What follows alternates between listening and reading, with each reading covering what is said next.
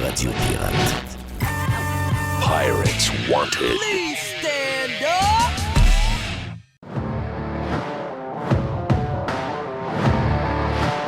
C'est une ouverture combinée pour Radio Pirate Live et Radio Pirate Prime aujourd'hui pour finir la dernière de la saison 2023 qui a été spectaculaire. Merci à tout le monde pour la belle année qu'on a eue malgré tout ce qui se passe, malgré tout ce qu'on jase, malgré, je dirais, le genre de débandade qui se passe à une vitesse grand V au Québec avec un écroulement total et complet, un genre de chaos généralisé.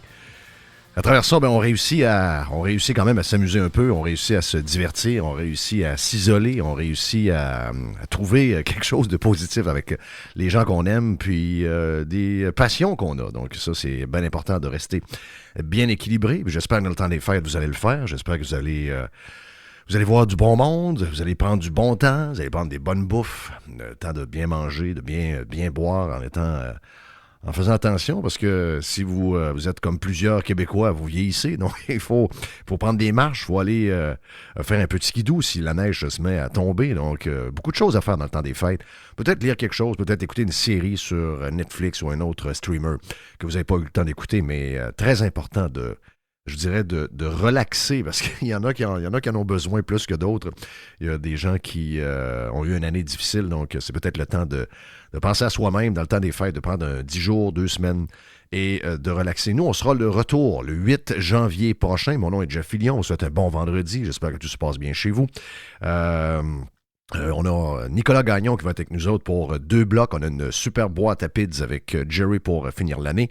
Sur Prime, on est avec Carlos de Punisher si les gens veulent se joindre à nous. D'ailleurs, c'est une chose à vous inciter à faire pendant le temps des fêtes. Si vous cherchez des fois, vous prenez des marches dehors, vous avez un peu de neige pour faire de la raquette dans le coin où vous êtes, vous avez vos petits écouteurs, vous voulez écouter des choses, allez vous inscrire sur radiopirate.com et inscrivez-vous pour Radio Pirate Prime qui est gratuit pour 1 mois. Donc, les gens qui s'inscrivent, c'est gratuit pour 1 mois. Si vous aimez, vous continuez. Sinon, vous arrêtez tout ça après 1 mois et ça ne vous a rien coûté. Puis vous avez downloadé un paquet de podcasts qui sont... oui, c'est sûr qu'on parle de beaucoup de choses qui arrivent au cours de la journée même, de la semaine, mais somme toute, quand on écoute, même avec quelques semaines de délai, il y a comme un genre de mood un peu timeless à l'intérieur des podcasts. Donc, si ça vous tente d'aller vous divertir, c'est une autre occasion de le faire sur radiopirate.com. Allez vous inscrire. Écoutez, je ne vais pas faire un long intro parce que on a beaucoup de choses à jaser. On fait un bilan, entre autres, avec Nick Gagnon des contribuables.ca qui ont eu une bonne année. Ils ont fouillé un paquet de dossiers qui nous permettent de voir comment on s'est fait fourrer. Puis en parlant de comment on s'est fait fourrer, allons-y, tiens, avec, je dirais peut-être la nouvelle du jour hier. C'est la nouvelle du jour qui a été sortie par CTV News. Quand c'est des médias, il faut le dire, quand c'est des médias, je ne sais pas d'où ça vient d'origine, donc est-ce que ça vient de quelque part sur le web et que ça a été récupéré? Je ne sais pas, mais une chose est sûre, on va donner à ceux à qui ça appartient le mérite. Donc, c'est sur CTV News, non, c'est pas sur LCN, non, c'est pas à la presse, non, c'est pas dans les journaux de Québécois, c'est ailleurs. Donc, on a découvert hier que finalement, les tests rapides, on a, je pense que de mémoire, c'est 2 milliards de dollars que le gouvernement fédéral a payé les tests rapides pour les différentes provinces canadiennes. Et à peu près comme toutes les décisions qui ont été prises pendant la COVID, qui ont été prises pendant la COVID, celle-là n'était pas la meilleure. Donc, ça a été probablement 2 milliards complètement gaspillés parce que, de ce qu'on comprend, lorsqu'ils ont fait quelques tests avant d'aller voir Santé Canada et de voir que ces tests-là étaient des tests sécures et avec pas trop soit de faux négatifs ou de faux positifs. Quand ils ont offert les études en question à Santé Canada, ils ont édité l'étude. Donc, ils ont enlevé des choses pour que finalement ça soit embelli puis que les gens de Santé Canada approuvent. Ça en dit long sur Santé Canada, ça en dit long sur les fonctionnaires, ça en dit long sur tout ce qui est alentour de nous autres. Ça en dit long sur le politique, ça en dit long sur les journalistes qui n'ont pas questionné ces affaires-là pendant la COVID, alors qu'ils étaient complètement muets, attachés les mains par en arrière avec des chèques de quoi? 255 millions total pour les médias québécois, avec ce que le gouvernement Legault a donné à ces gens-là. Donc, complètement attachés, incapables de questionner. Ceux qui l'ont fait ont été lapidés sur la place publique. Donc, une fois qu'un est lapidé ou qu'il est privé de la même source de subvention, ben, les autres, qu'est-ce que vous pensez qui arrive? Les autres se ferment la boîte, prennent le trou et prennent toute l'information comme du cash. Donc, c'était un genre de scheme. Et là, ben, c'est pour ça d'ailleurs qu'il ne faut jamais arrêter de parler de COVID. Jamais, jamais. Tous ceux qui vous disent qu'ils veulent arrêter de parler de COVID, c'est parce que ces gens-là ne sont pas bien avec ce qu'ils voient. Ils ne sont pas bien avec ce qu'ils ont fait. Ils ne sont pas bien avec comment ils ont écœuré le monde, comment ils ont divisé le monde. Et ils savent aujourd'hui, plus les jours avancent, plus ils savent que finalement, ils se sont fait fourrer par les gens qui ont trusté. Et eux-mêmes ont fourré du monde, eux-mêmes ont jugé du monde. Donc, ils sont très mal avec eux-mêmes. C'est pour ça qu'ils ne veulent pas en parler. Mais pour nous, qui ont été jugés, je dirais entre autres, tous ceux qui ont mis leur nom, leur vrai nom sur les réseaux sociaux, puis qui ont fait ça de manière intelligente, puis qui ont exprimé leur résistance de manière sensée. Puis surtout ceux qui ont été dans les médias, le très peu de gens qui ont été dans les médias, le très peu de gens avec leur vrai nom, qui ont osé mettre soit leur business, soit leur job, soit leur crédibilité en jeu pour se tenir debout, ben au nom de ces gens-là, on n'a pas le choix de continuer de trouver ce genre de nouvelles-là qui est sorti hier. Ça vous dit beaucoup de choses sur la COVID, mais sur tout le reste. Imaginez-vous comment les politiciens, à chaque jour, sont capables de vous bourrer, de vous crosser, de vous raconter un paquet d'affaires pour arriver à leur fin. C'est incroyable. Moi, je le sais depuis des décennies. Il y en a qui vont dire que j'ai fait mon pain, mon beurre de ma carrière de communicateur avec ça. Regarde, j'ai rien planifié. Je suis désolé, j'ai rien planifié. C'est juste que je vois des choses qui sont aberrantes.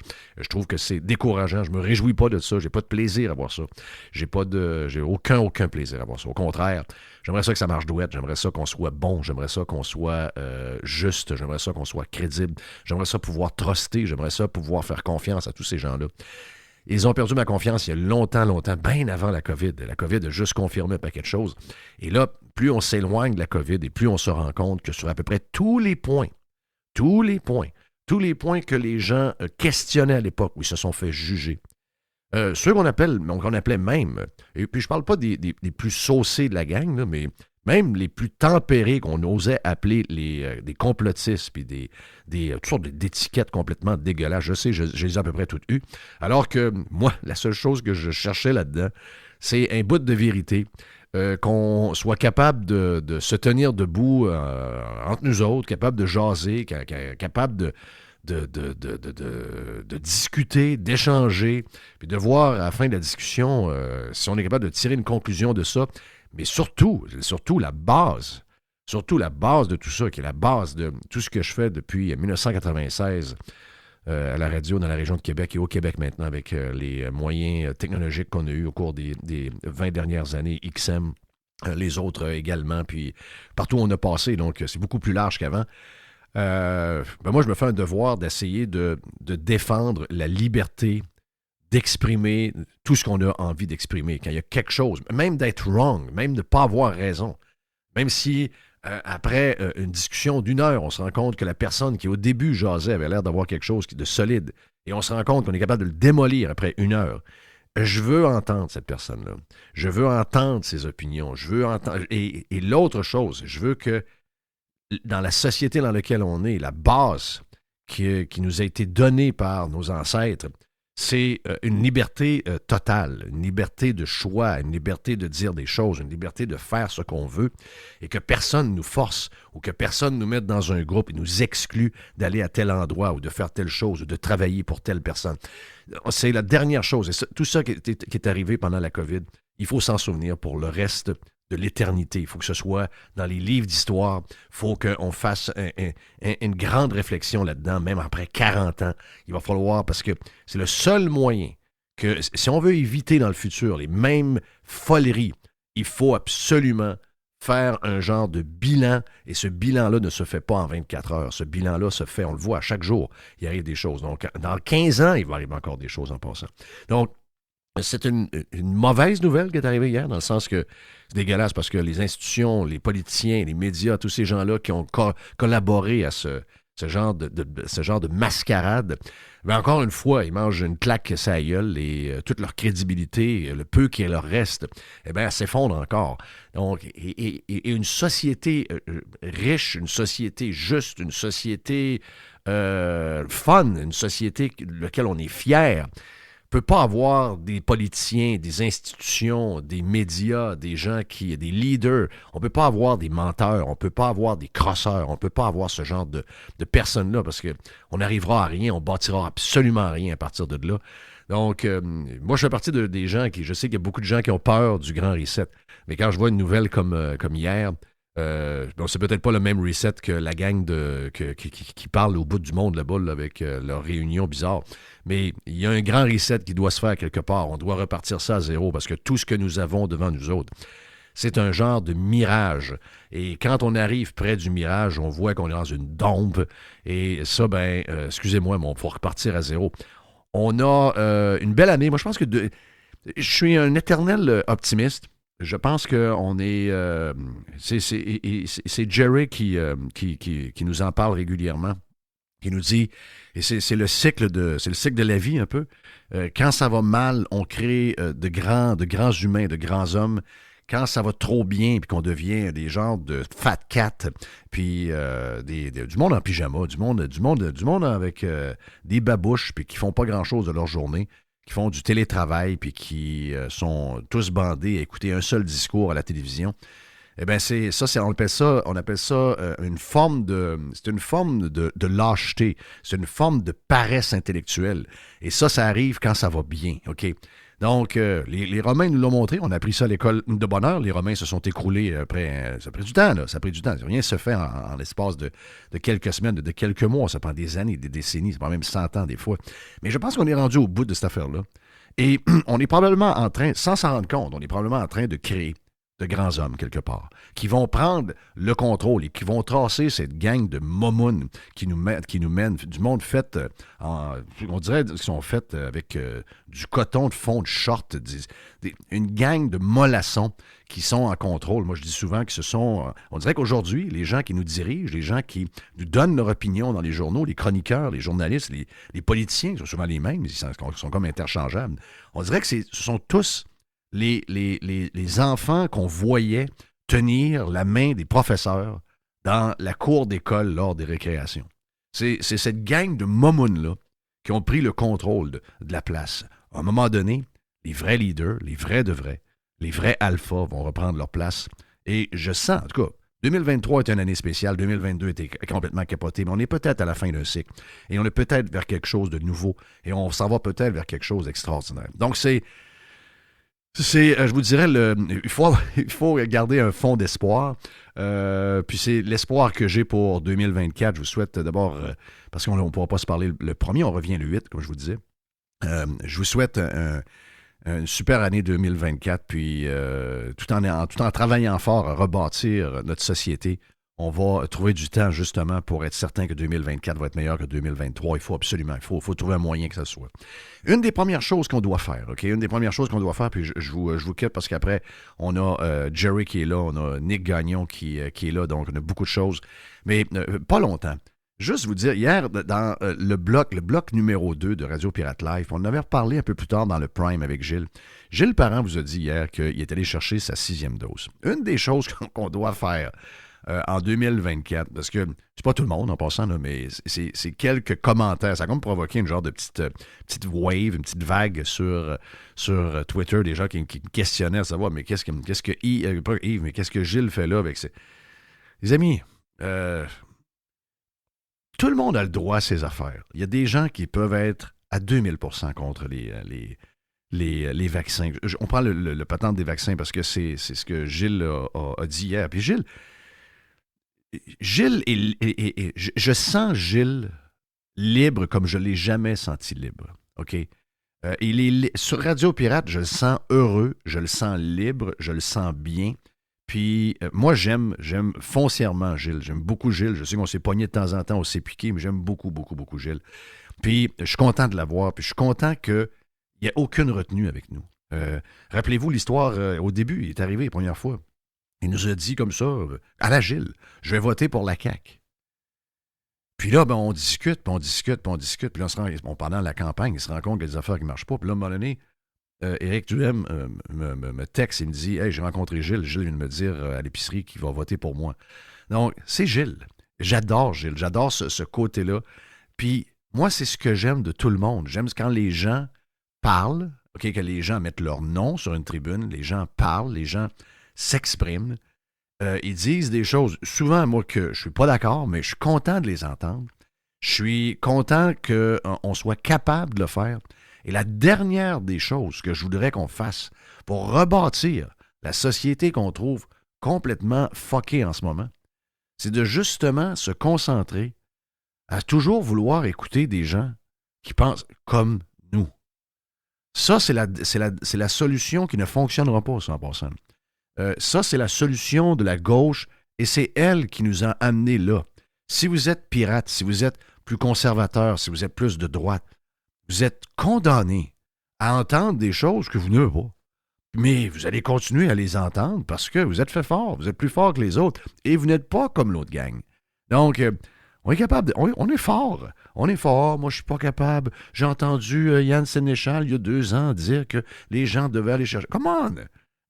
Les gens, ils ont mis leur carrière en jeu pendant cette COVID-là. Ils se sont mis au bat en allant dans les médias pour une boîte de Saint-Hubert. Puis, juste à un moment donné, parce qu'il y a une phrase qui choque. « Ah, j'ai fermé la radio, je ne l'ai plus jamais ouverte. » Il faut être fait plus fort que ça. Là. Il faut être capable, si on veut être capable d'exprimer tout ce qu'on a à dire, puis qu'on veut que tout le monde, incluant les gens qui ne pensent pas comme nous, l'acceptent, nous, on doit en premier accepter des affaires que des gens vont dire ou que des gens ont fait. Parce que la base de la société, la base des États-Unis d'Amérique, la plus grande nation libre au monde, c'est liberté de s'exprimer et de dire ce qu'on veut et liberté de choisir et de faire ce qu'on veut. Ça, c'est la base. Appelez ça libertarien, appelez ça le terme que vous voulez. Mais si tout le monde était comme ça, imaginez-vous comment notre société serait riche.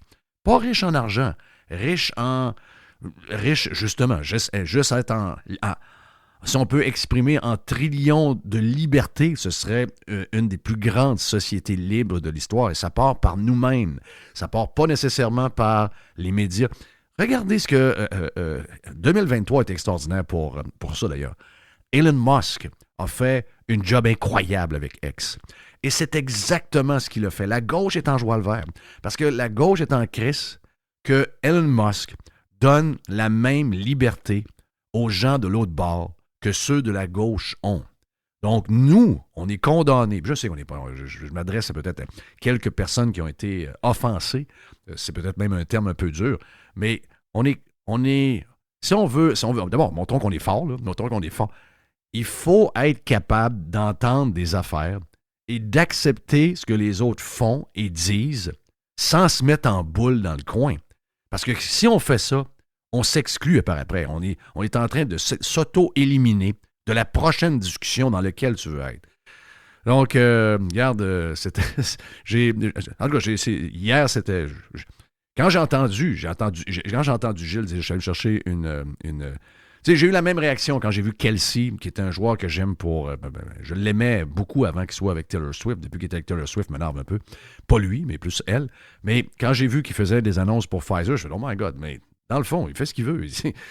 D'abord, il y prend s'il veut, parce qu'il y croit. Deuxièmement, il prend l'argent qui va avec la commandite. That's it.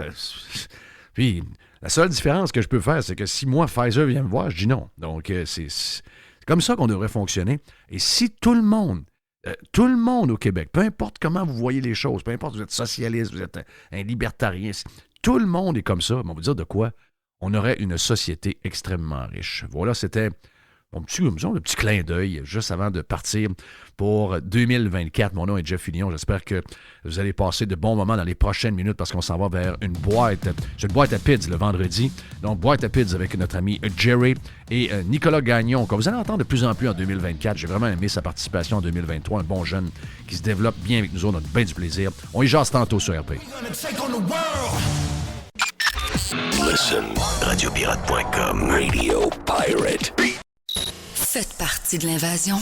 Radiopirate.com. Radio Pirate. 100% 100%. pirate.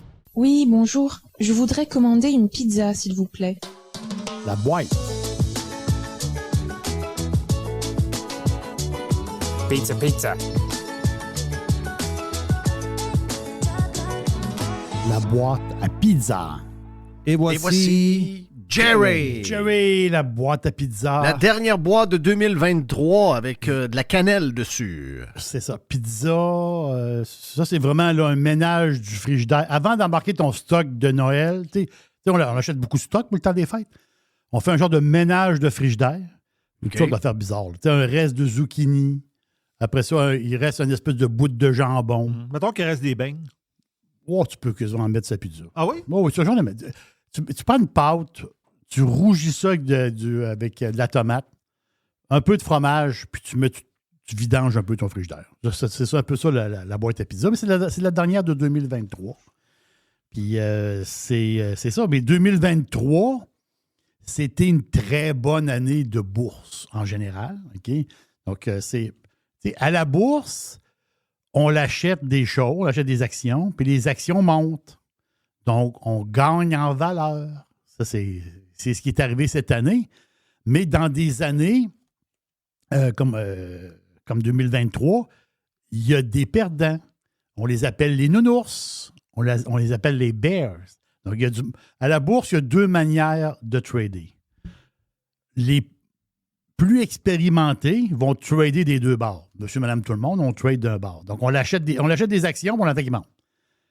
Mais on peut vendre des actions pour les racheter. C'est ce qu'ils appellent shorter. Donc, quand tu n'as pas confiance, dans un stock, bien là, tu le vends. Bon, ils appellent ça vendre à découvert. Il y a longue histoire. Là, à un moment donné, c'est un principe un peu difficile à comprendre pour la majorité des gens qui ne sont pas là-dedans. Non, voilà. C'est pour ça que je ne veux pas m'étendre là-dessus, mais à un moment donné, on pourra l'expliquer de la manière technique que ça fonctionne. Mais à la bourse, il y a les deux bords. Donc, tu gages que ça va descendre. Voilà. Si on veut simplifier ça. Là. Si on veut simplifier ça. Sauf que quand tu gages que ça descend, tu dis, moi, je pense que ça va descendre. Et quand ça monte, ça gruge ton cash. Quand ça monte, ça vient manger le cash que tu as dans ton compte. Là. Oui. Wow, OK. C'est quelque chose que j'aimerais pas faire, moi. Ça prend du doigté. On va le dire de même. Sauf que c'est ça l'histoire. C'est que oui, il y a des gagnants cette année. On les gagnants. On l'a fait. J'ai acheté telle affaire. Mes stocks, la bourse, c'était quand même bon en 2023. Parce qu'on va se dire que 2022, c'était moyen. Sauf que les shorteux n'ont mangé une sacrifice. Au total, le marché américain, ça c'est complètement sauté, là, le chiffre. Là.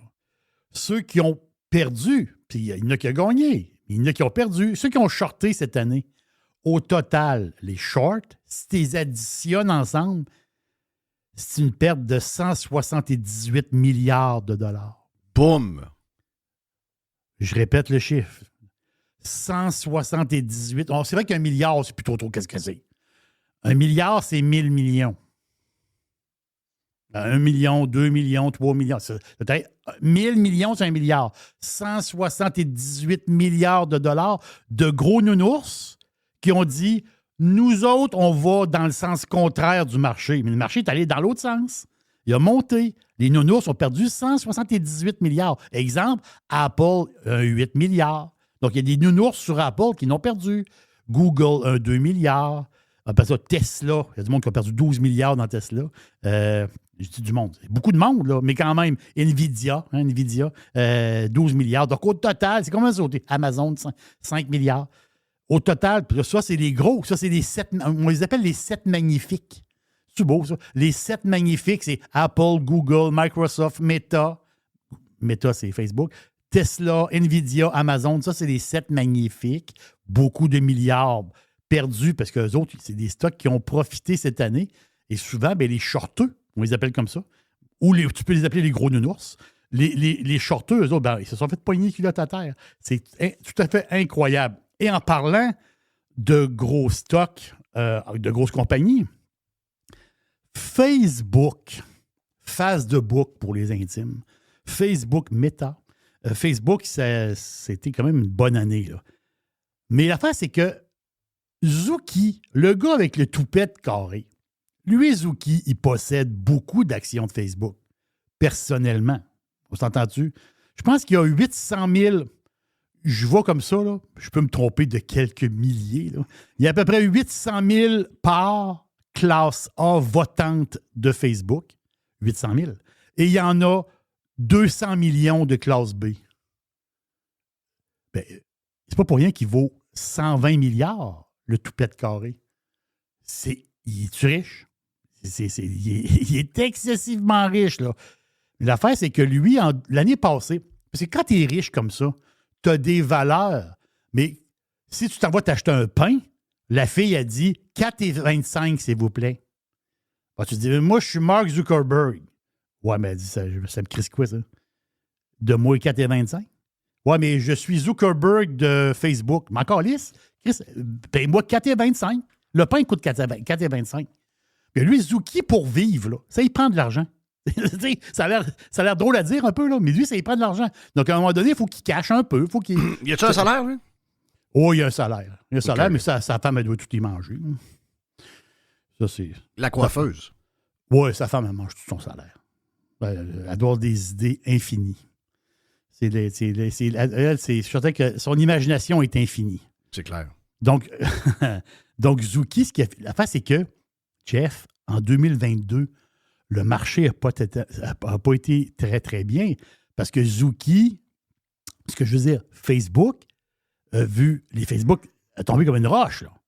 Facebook est tombé comme une roche en 2022. Non, c'est un méchant comeback. Mais pensez à ça 2 secondes. Lui, sa valeur, elle a baissé. C'est énorme. Là. Moi, j'ai Énorme. vendu Facebook. J'ai vendu du Facebook. C'est une autre défaite. Voilà. Oui, une autre défaite. C'est exactement J'ai ça. fait de l'argent, mais j'ai une défaite. C'est exactement ça. On perd tout le temps. On perd tout le temps à la bourse. Donc, 2022, Zucchi, il n'a pas vendu d'actions parce que l'action était très basse et descendait tout le temps. Ça allait mal. Lui, il dit, ouais, mais là, je ne vendais pas mes actions. L'action, elle en mange une sacrifice. 2023, l'année commence. L'action monte. Boum, qu'est-ce qui arrive? Ben, Zucchi est arrivé cet automne.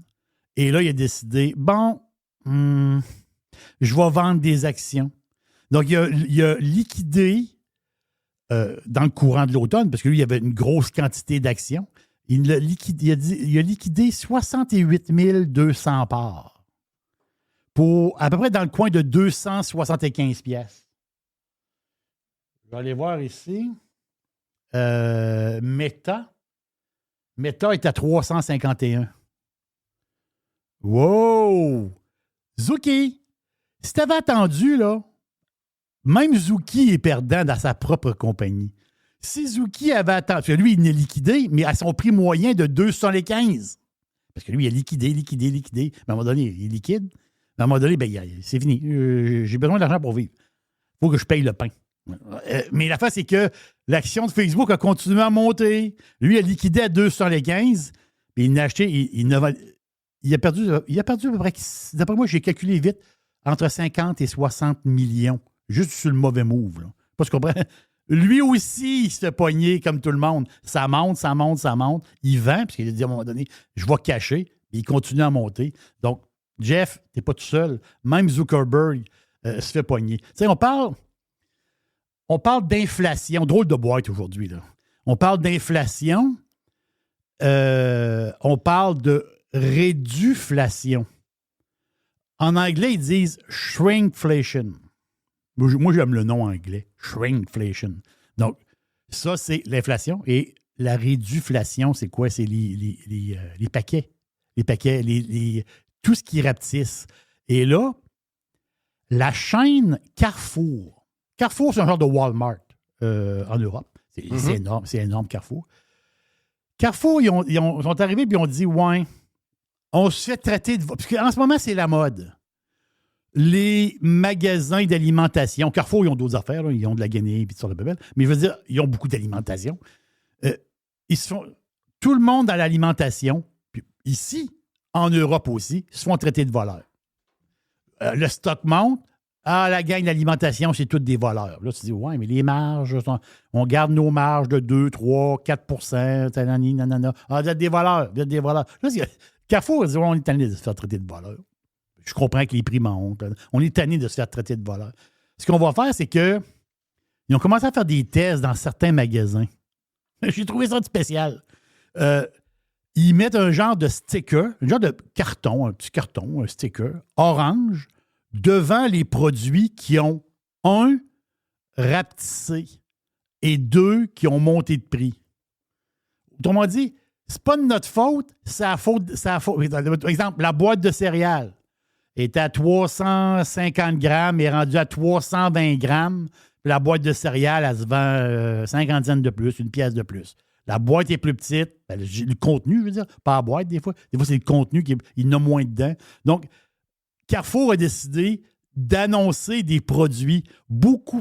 L'affaire, c'est que les produits qui ont eu le plus de shrinkflation, Europe et aussi ici en Amérique, les 5 stars des produits de réduflation, la star numéro 1, c'est les biscuits.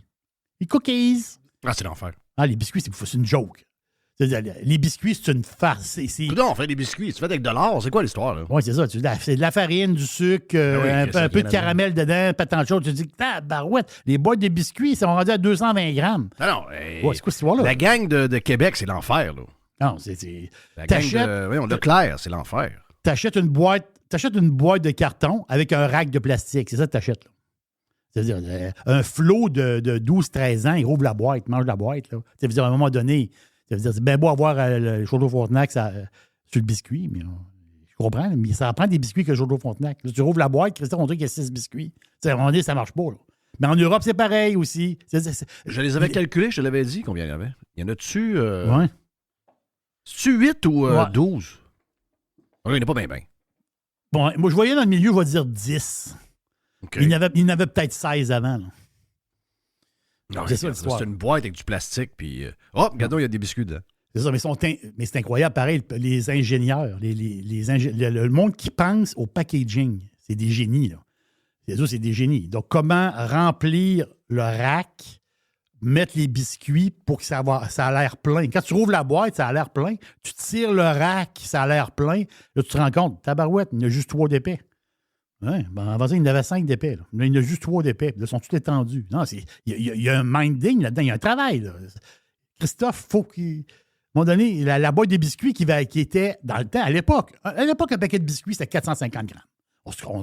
On n'y niaise pas. C'est tombé à 400 grammes, 3,75, 3,50, 3,25, 2 sur les 15. Là, tu es rendu des boîtes de biscuits à 220. Là. À un moment donné, arrêtez. Là. Donc, dans les vedettes, moi, je les appelle les vedettes, biscuits, ou ce que la fameuse réduflation, les céréales, j'en ai parlé, la crème glacée, on ne s'en rend pas trop compte, le plat de crème glacée. C'est parfait, c'est toutes des affaires que je veux plus manger. Donc. Voilà. Mais là, toi, tu ne prends pas de café. Le café il est dans la liste aussi. Les paquets de café qui ont perdu des grammes ou les grosses cannes de café. Ah, moi, ça m'énerve, ça. Là, ça m'énerve. Fais-les comme il était avant, puis mets le prix à côté. Mes papiers de toilette. Papier de toilette. Ben oui, Costco l'a fait. Papier de toilette, ça, c'est le nombre de feuilles par rouleau. J'avais rencontré le gars des gâteaux vachons. Oh, une petite boule de Noël. Vive les bouboules. Qu'est-ce qu'il y a dans la bouboule de Noël? Ouais. On a une boule de Noël avec un petit outil dedans, une petite pince coupante. Ah, ben, regardons, tu vas dire, mais oui, ça va être... Ça, c'est quand t'as un petit fil à couper, quelque chose de dur. Là. Très une pince. Oui, c'est pas pire, c'est un beau cadeau qu'on a eu. Qu'est-ce qu'on disait? C'est pas des... tu disais papier de toilette? Ben oui. Les rouleaux de papier de toilette, le nombre de mais feuilles. Le prix du papier de toilette, ça n'a pas baissé, là. Ben non. La folie COVID du papier de toilette, les prix sont jamais revenus pareil, là.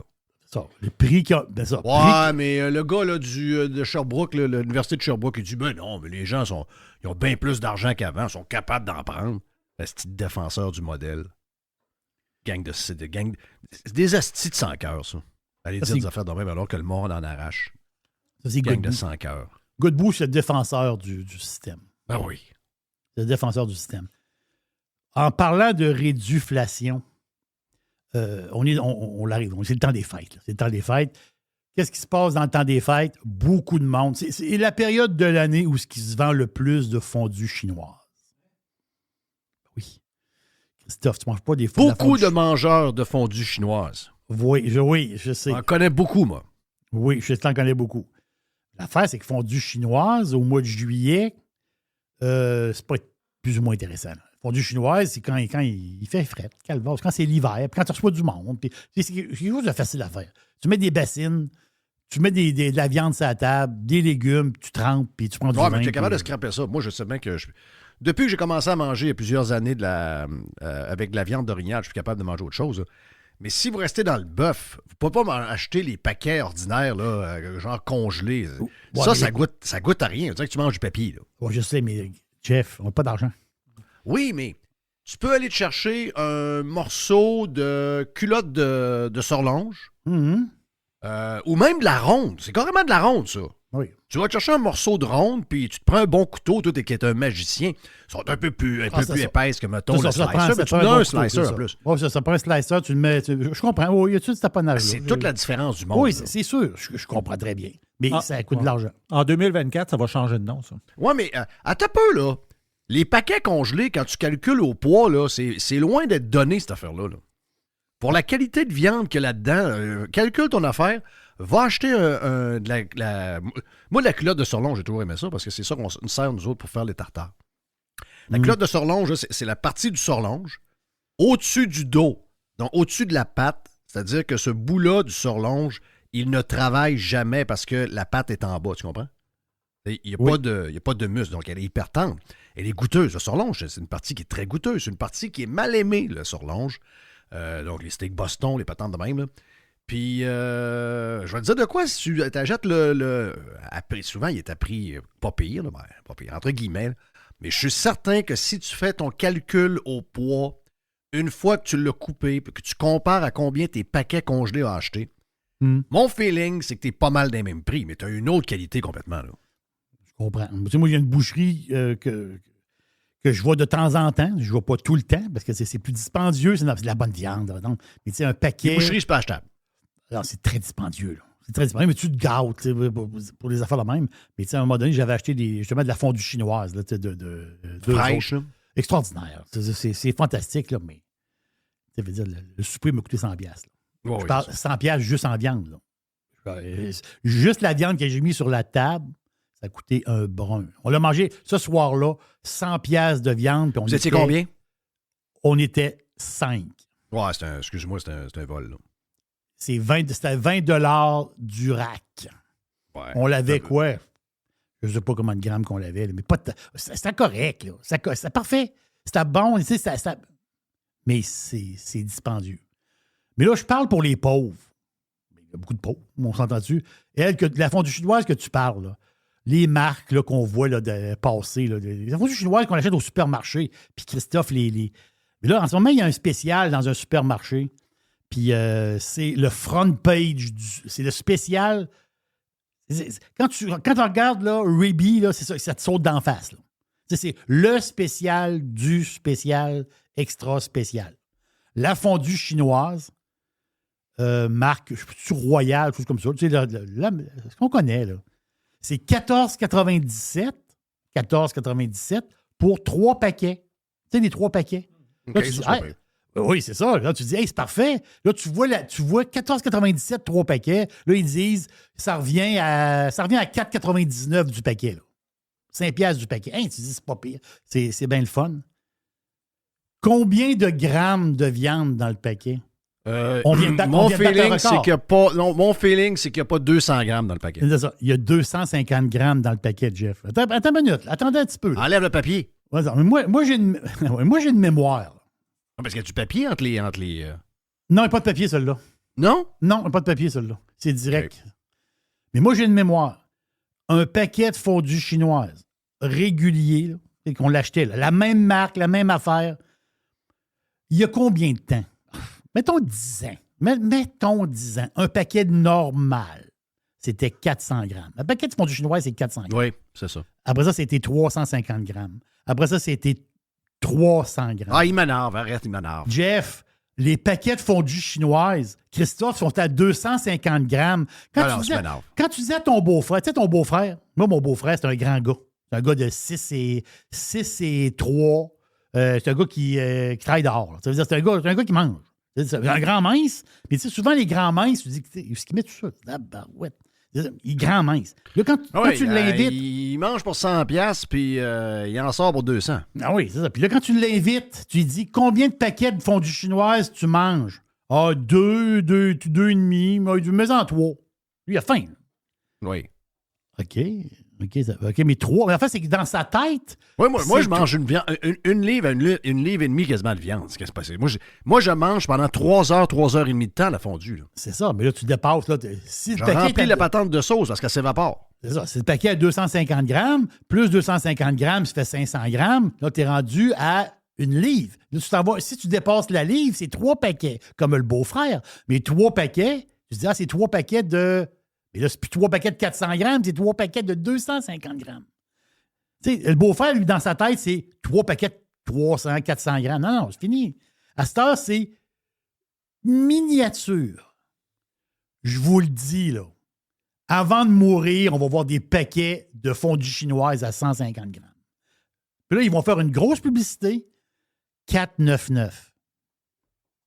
Parce que pour l'imaginaire, 4,99 du paquet, en fin de semaine, là, le monde va se donner des claques à la gueule dans le supermarché pour ramasser la fondue chinoise à 4,99 du paquet. Là, tu capotes sur le prix de la viande, mais si je te laisse aller pour le bouillon, là, c'est quoi? C'est le Carlton? C'est quoi le bouillon de fondue chinoise, là. On va faire un saut, là, le bouillon C'est Canton. Là, la grosse marque, c'est Canton. La Canton, c'est ça.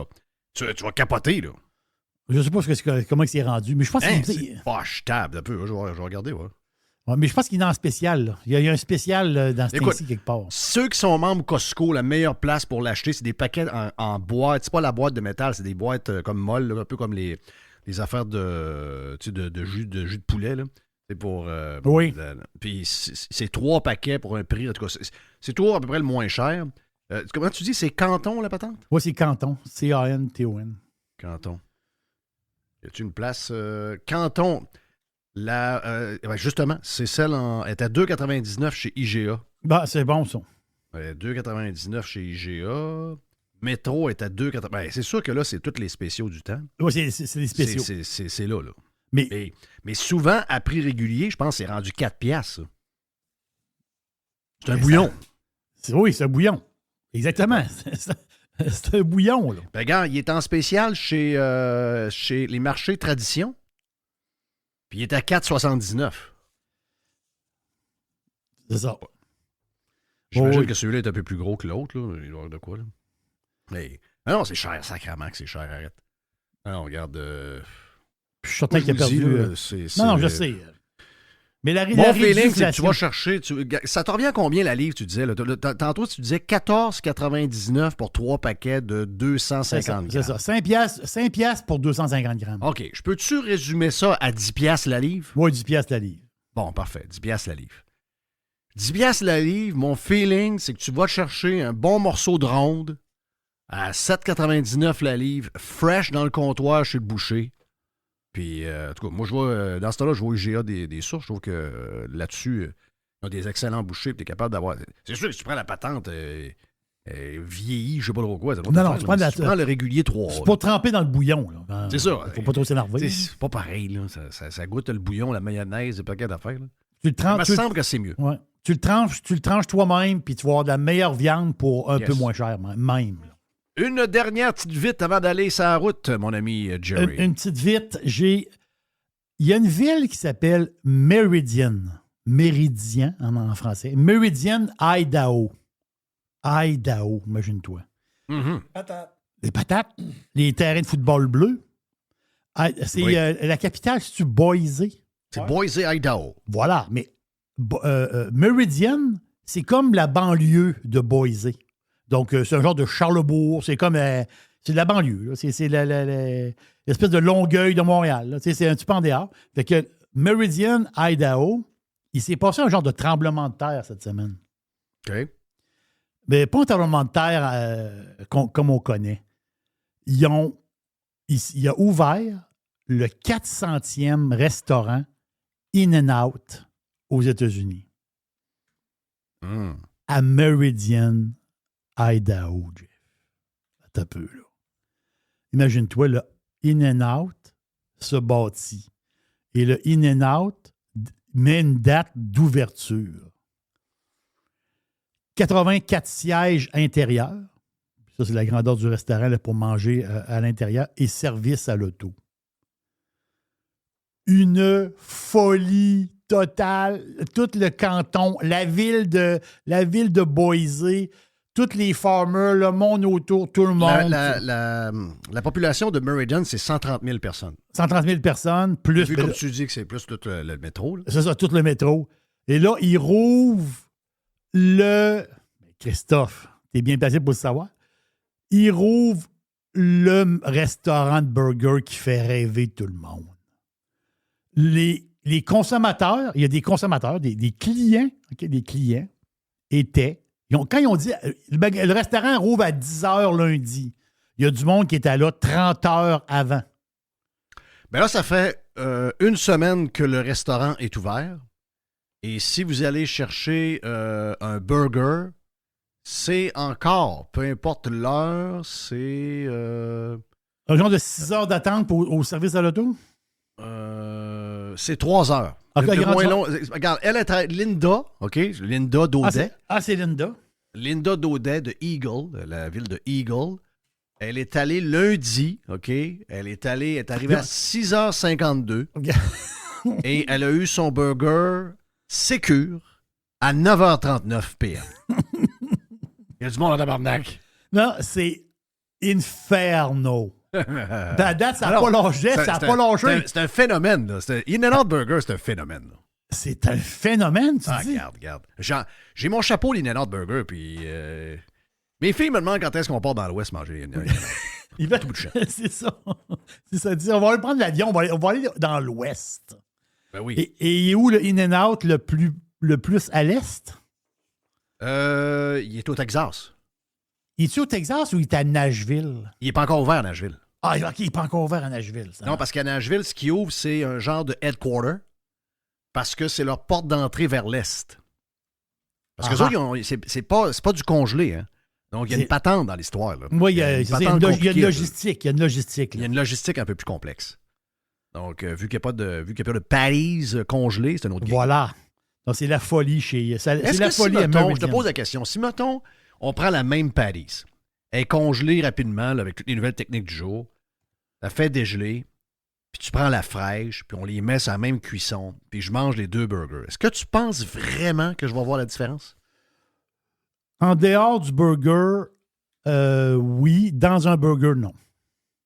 Avec le fromage, le bacon, en dehors... Donc, ça, c'est un statement plus qu'autre chose. Là. Je pense que c'est un statement. Tu sais que c'est pas congelé, donc le monde sont prêts à n'importe quoi. C'est leur marque de commerce, carrément. C'est ça. Alors que les techniques de congélation d'aujourd'hui, ça n'a plus rapport. Là, l'IQF, il appelle ça du Instant Quick Frozen. Le produit est congelé en 1 minute. Là. Ils ont des techniques là, très, très basse humidité, pétanque. Là, ils font ça, ces bateaux de pêche. Les pétanques qui sont pêchés, les coquilles sont ouvertes, ils vont chercher la pétanque, ils congèlent sur le bateau. Ouais. C'est capoté. Là. Du IQF qu'ils appellent. Là. Yes, c'est vraiment hot. Merci, Jerry. Yes, sir. Hey, c'était la dernière boîte à PIDS de l'année 2023. J'ai une petite affaire vite avant de partir. Ah ouais, go. Une petite affaire vite. Généreux, moi. Oui. Empirical.co. OK. EMPIRICAL. Empirical.co. C'est une compagnie c'est combien de l'Europe, sauf qu'ils sont installés aux États-Unis. Et là, l'affaire, c'est qu'eux autres, ils ont sorti, Jeff. Je ne sais pas si il faut demeurer aux États-Unis présentement, mais ils vont le faire. Ils veulent pousser ce produit-là partout dans le monde. Présentement, il est disponible seulement qu'aux États-Unis. Donc, si vous êtes situé aux États-Unis présentement, vous pouvez en commander. Si tu vas sur empirical.co, c'est l'alcool à base de Doritos. Donc, imaginez-vous, là. Tu as des gins à saveur, des scotch, Non, non. Eux autres, là, c'est du barley. Barley, c'est de l'orge. Donc, de l'orge, des Doritos. Ça, c'est des ingrédients. Orge, Doritos, de l'eau puis de la levure. Il paraît que c'est vraiment bon comme alcool. Parce que des Doritos, c'est du maïs, tu sais. Il y a comme un mélange. Ils vont broyer le Doritos, ils vont faire un juicy, des vrais Doritos, là. Ils vont faire un genre de juice avec ça. Ça va fermenter que le barley avec la levure. Et Christophe, ils font un alcool à base de Doritos. C'est la folie totale, mais il faut commander sur empirical.co. Il faut demeurer aux États-Unis, mais c'est un produit qu'ils veulent mettre partout dans le monde. Wow, thank you, man. Voilà pour la boîte avec Jerry. Nicolas Gagnon est avec nous autres tout de suite après. Bon, voilà, la musique est là. Thank you, Jerry. Yes, thank you, man. sir. Dernière boîte de l'année, pareil. 2023 passé de même. Ah, c'est incroyable. C'est peur, hein? Radio Pirate. Pirates Wanted. Please stand up.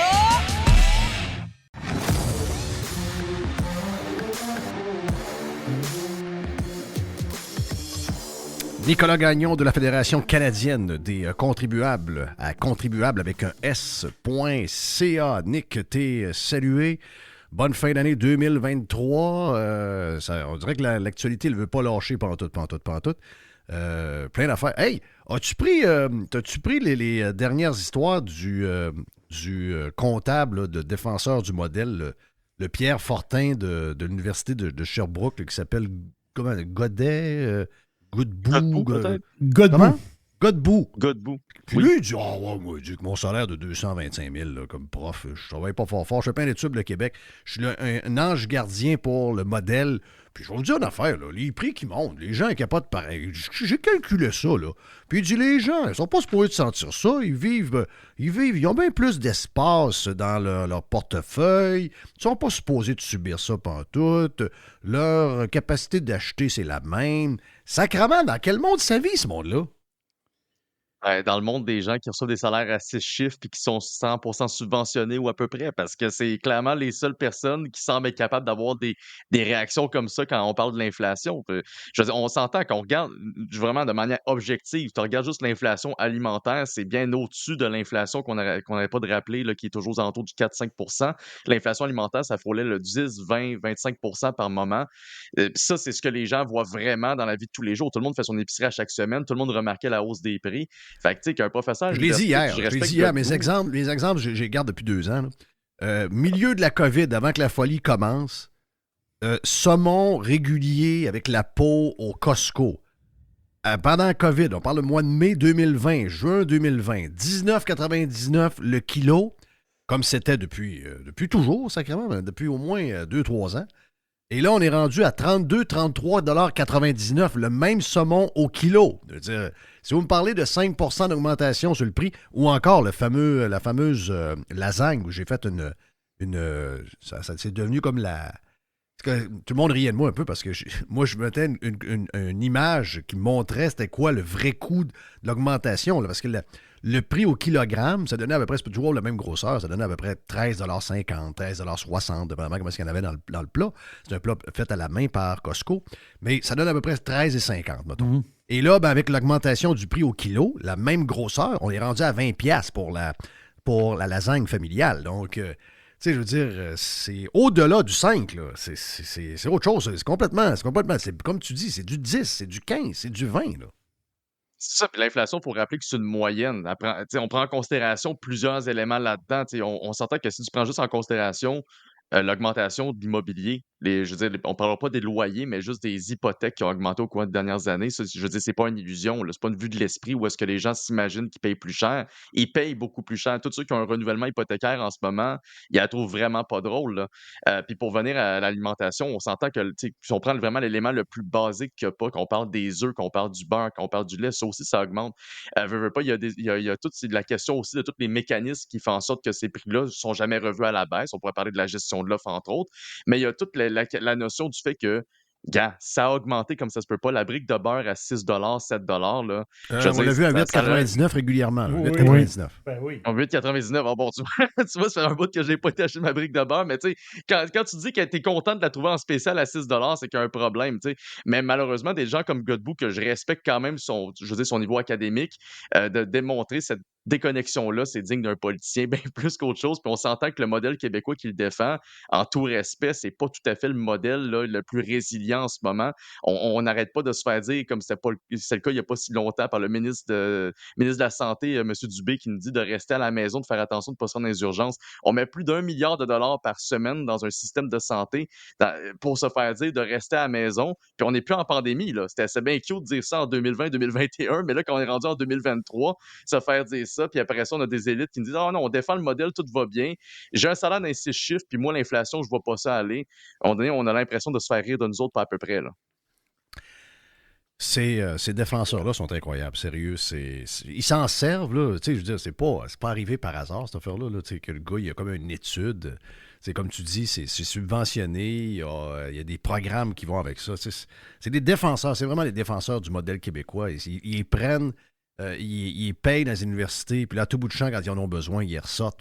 Et de voir les médias répéter ça, et d'avoir le gars en entrevue et jamais vraiment lui poser des questions. On va dire, voyons, M. Godbout, faites pas un fou de vous-même, là.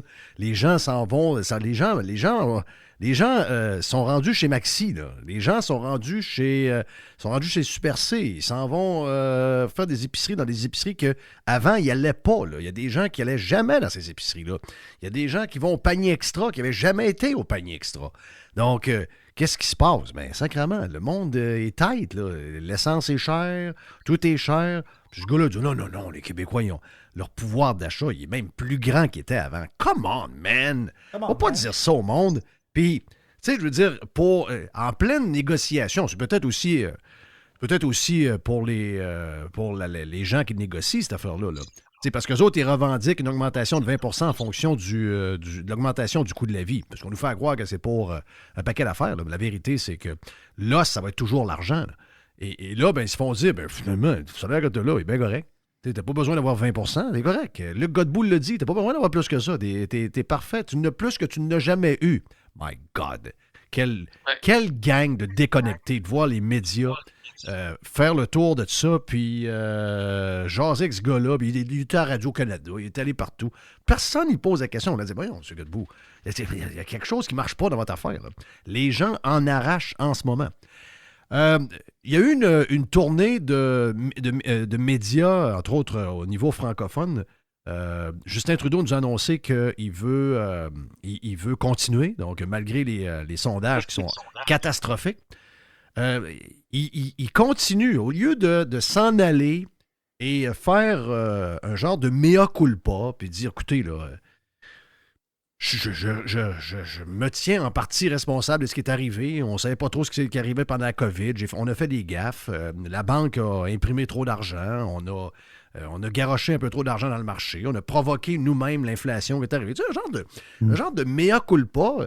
Non, les gens s'en vont. Non, mais moi, je suis là pour les bourses du carbone, la terre, la greenitude, toutes ces affaires-là. Le gars, il est all-in dans les affaires qu'il fait, qui est rendu quasiment... Je pense qu'il reste 50 sièges s'il y avait une élection aujourd'hui, contre 200 pour le Parti conservateur. My God! Comment ça... Qui conseille ces gens-là? J'ai l'impression que le monde est plus capable d'entendre des liners de politiciens, puis de voir que ces gens-là n'arrivent pas en disant d'abord, pardon mon oncle, et deuxièmement, on va faire ça autrement. On va arrêter de vous écœurer avec des taxes de ci, des taxes de ça. On va vous arrêter de vous écœurer justement avec les taxes du carbone. On va mettre ça douette. On va s'arranger pour que les maisons ne coûtent pas cher. On va déréglementer. On va faire un paquet d'affaires. Non! Il dit ce que j'ai fait dans les 8 dernières années, faut que je le fasse encore Ah oui. dans les 4 prochaines. La job n'est pas finie, c'est ça qu'il a dit. La job n'est Exact. pas finie. Je n'ai pas tabarouette. fini de Arrête, détruire le Canada. Oui, c'est ça. Ouais, mais l'histoire. Ben écoute, Justin Trudeau, c'est définitivement ce qu'on peut appeler le king du double down parce que depuis qu'il est au pouvoir, depuis qu'il a été élu en 2015, il a tout doublé. Il a doublé la dette du Canada, il a doublé le déficit, il a doublé les paiements sur la dette. On n'avait pas de taxe carbone fédérale, on est rendu avec 2. Donc vraiment, je veux dire, il n'y a rien qu'il n'a pas fait. Puis là, en ce moment, il veut doubler le carnage en ce moment. Je veux dire, en tout respect, où est-ce qu'il est rendu en politique présentement? Il devrait y rester une chose à faire, c'est tranquillement préparer la relève puis peut-être laisser une autre personne dans le Parti libéral du Canada se ramasser avec l'une des pires défaites de l'histoire du parti politique. Quoi qu'il faut vous rappeler que le parti va quand même pas disparaître d'un matin. Je veux dire, Justin Trudeau, quand il est arrivé dans le parti il y a quelques années, il a été en mesure quand même de le ramener sur la map et de remplir les coffres. Donc, faut pas s'attendre à ce que le PLC disparaisse soudainement aux prochaines élections. Ils vont manger une volée, mais ils vont possiblement revenir en force, soit avec Trudeau, soit avec une autre personne. Mais une chose est sûre, en ce moment, quand on parlait justement du climat, il ramène constamment le fait que la plus grande crainte des contribuables ou des Canadiens en général, c'est le climat. Ce qui est rendu faux, en fait, là, la principale préoccupation des gens, c'est le coût de la vie au Canada. C'est même plus la question du climat. Oui, le monde va avoir une conscience sur l'environnement, mais ils vont plus vraiment. La question de la climato-anxiété, là, c'est ce qu'ils essaient de pousser dans ces politiques, ce qu'ils essaient de pousser dans le sentiment général de la population, ça marche plus. Quand les gens ont perdu espoir de s'acheter une maison un jour, parce que c'est le cas, là, 60% des jeunes ont abandonné le rêve de devenir propriétaire un jour. Ça, c'est l'héritage des 8 dernières années. Puis je ne veux pas non plus me mettre à dire Je suis là pour aider les familles moyennes, les salariés moyens. C'est ça mon objectif, là, c'est d'aider la classe moyenne. C'est ça, ça aide pas bien la classe moyenne quand on fait juste rajouter des taxes par-dessus des taxes, quand le monde. En plus, ils parlent de leurs préoccupations par rapport au fait que le coût augmente par rapport à ces frais-là. Par exemple, récemment, on avait la question de l'exemption de la taxe carbone pour les différents foyers en Atlantique qui chauffent encore avec de l'huile de chauffage. Il y a 400 000 maisons dans l'Atlantique qui ont reçu une exemption, mais ça, c'est une exemption qui est un petit peu à saveur politique parce que ça venait de la pression interne d'un député libéral qui demandait à ce que les gens de sa circonscription se fassent donner un répit parce que sinon, il allait avoir sa tête aux prochaines élections. Fait que Trudeau y a agi. Mais quand les autres premiers ministres des autres provinces ont dit « Hey, on peut-tu avoir une exemption sur la taxe carbone également? On chauffe au gaz naturel à l'année. L'hiver s'en vient, puis ça va être frais, ça va coûter cher. On peut-tu avoir une exemption nous autres avec? Ah non. Là, on ne peut pas vous en donner une parce que l'environnement, c'est important. » C'est pas important pour aider. Quand c'était les provinces de l'Atlantique, l'environnement, c'était un deuxième argument. C'est pas trop important. Mais quand c'est le temps de parler de l'Alberta ou de n'importe quelle province qui amène un plus à l'économie canadienne, là, il faut surtout pas leur donner ne serait-ce qu'un répit. Puis ça démontre vraiment c'est pas juste qu'il y a double down, il y a vraiment 2 manières d'appliquer ces politiques. Il va appliquer à l'Est et à l'Ouest de manière différente. C'est très dangereux pour l'avenir du Canada à la fin de la journée. Quand tu appliques des politiques complètement déconnectées d'un bout à l'autre du pays, tu n'as aucune cohérence. À la fin de la journée, non seulement les contribuables te prennent plus au sérieux, mais éventuellement, je veux dire, les provinces elles-mêmes vont commencer à se détacher. Puis on le voit en ce moment avec l'Alberta qui veut se retirer du fonds de pension canadien. On le voit également avec différentes autres initiatives provinciales où est-ce qu'on veut sortir de la taxe carbone, comme c'est le cas avec Scott Moe en Saskatchewan. Donc, inévitablement, là, ce que Trudeau est en train de faire, c'est plate à dire, mais c'est presque pire que ce que son père a fait. Si pas pire déjà. Fait que de penser qu'il va revenir 4 ans en politique, moi, ce que j'espère, là, de manière complètement objective, c'est qu'il nous dise exactement ce qu'il veut faire de la fin de son mandat. Parce que jusqu'à maintenant, à part avoir légalisé le pot, doubler la dette, doubler la moindre dépense publique, il n'y a pas grand-chose que je peux dire qui sort. Non, ce moron-là a scrappé le Canada. Sérieux. Ce moron-là a scrappé le Canada ben raide. C'est bizarre parce que pour des raisons géopolitiques, je ne sais pas trop, mais il y a un paquet de gens qui arrivent de partout ailleurs pour avoir une vie meilleure et qui s'installent. Il y en a plus que jamais, en fait, qui s'installent au Canada, puis sacrément, ils s'en viennent ici. Et ils vont vivre la misère. Ils vont avoir de la misère à se trouver une place à rester à prix raisonnable. Ils vont avoir de la misère à se nourrir à prix raisonnable. Ils vont avoir de la misère à se déplacer avec une voiture à un coût raisonnable, à mettre du gaz dedans à coût raisonnable. Je veux dire, c'est un après l'autre, là. C'est catastrophique. Je veux dire, jamais on n'aurait pensé ça du Canada. Mais le socialisme, on le sait. On le dit depuis toujours, le socialisme, le cataclysme n'arrive pas en 24 heures. OK? Quand les socialistes commencent leur projet socialiste, ça n'arrive pas. Ce qu'on vous annonce, ce qu'on vous dit, ça n'arrive pas en 24 heures. C'est tranquille. Ce qu'on appelle là, l'eau qui commence à bouillir tranquillement avec la grenouille dedans. Là. C'est ça, ce principe-là qu'on vous dit depuis longtemps. Eh bien là, la grenouille est dans le fond du plat. Elle est dans le fond du plat d'eau. Là. Mais c'est Trudeau, c'est-à-dire, il y a des affaires bizarres. Là. C'est parce que la SCHL a dit que ça prendrait 3... Le housing, c'est l'enfer au Canada. Là. La SCHL a dit que ça va prendre 3,5 millions de logements de plus d'ici 2030. Là, Trudeau, il explique, il dit, mon gouvernement va travailler sur un genre de stratégie nationale sur le logement. Et qu'est-ce que ça peut être, une stratégie nationale sur le logement? Bâtir des HLM, Christophe? C'est une patente soviétique. Puis corder du monde dedans? Le pire, c'est que c'est carrément ça qu'il a annoncé il n'y a pas si longtemps, juste avant sa mise à jour économique de, je pense, c'était en décembre ou en novembre. Il a donné une exemption, en fait, sur la TPS pour les nouvelles constructions de logements. Donc, c'est ça le projet national du PLC pour soutenir, comme on va se le dire franchement, là, la croissance démographique est très importante. Plus de 500 000 immigrants cette année, ça joue quand même fort sur la demande au niveau de l'immobilier. On va se le dire, là, c'est un calcul inévitable. Mais, tu sais, 3,5 millions de maisons d'ici 2030, ça a l'air de rien, mais c'est comme si on construisait Montréal à la grandeur du Canada pour une deuxième fois. C'est énormément de... Ouais, ben, c'est énormément de logements, mais y a-t-il quelqu'un qui va le dire à ces fameux défenseurs du climat ou de toutes les questions environnementales que genre 3,5 millions de maisons, c'est énormément de construction, c'est beaucoup de demandes en énergie, c'est beaucoup d'espace qu'on doit occuper. À un moment donné, il va falloir qu'il y ait une cohérence entre les politiques tant migratoires qu'environnementales en matière d'étalement urbain ou d'urbanisme, parce que moi, je suis pas contre le fait qu'on construise plus de maisons. C'est ce qu'on a de besoin et c'est le grand problème au Canada, c'est qu'on construit pas assez. Mais tu as les municipalités qui nuisent encore, puis tu as les provinces qui suivent pas. Justement, le gouvernement le gouvernement fédéral a donné une exemption sur la TPS pour les nouvelles constructions de logements. L'Ontario a suivi. La Colombie-Britannique, elle, l'applique déjà pas. Mais le Québec, on fait rien. Le Québec, on ne va jamais suivre. Même chose quand c'est le temps de parler des taxes sur l'essence, quand c'est le temps de parler de la taxe de bienvenue. Je dirais tout le travail sur la construction aussi, la construction en tant que telle, les employés, je veux dire, là maintenant, quand vous construisez une maison, si mettons il y a 6 voitures en avant de votre maison en construction, dites-vous que ça veut dire qu'il y a 6 personnes souvent dans la voiture. Donc, il y a une personne chaque, donc il y a 6 personnes. Ça vous coûte combien de l'heure? Ça vous coûte 600 $ de l'heure. Là. Donc, à chaque fois que ces 6 personnes-là sont en train de monter votre charpente, d'autres travaillent sur ci, d'autres travaillent sur ça, chaque heure qui passe, c'est 600 $. Là. My God! 600. Mais non, comment ça peut être si cher? C'est pas possible. Donc, il y a un paquet d'affaires à parler, puis j'ai hâte de voir ce que Poilievre va livrer quand il va prendre le pouvoir, mais si ça traîne, puis que le gouvernement libéral reste au pouvoir encore pendant 1 an, j'ai comme l'impression que tant et aussi longtemps que ces gens-là vont être là, puis qu'on tarde à changer les règles, puis à les mettre en pratique, si, mettons, tout ça prend 1 à 2 ans, je veux dire, on ne se relèvera pas de ça, là. Si on commence pas après-midi, on est fourré, là. Effectivement, mais il faut quand même.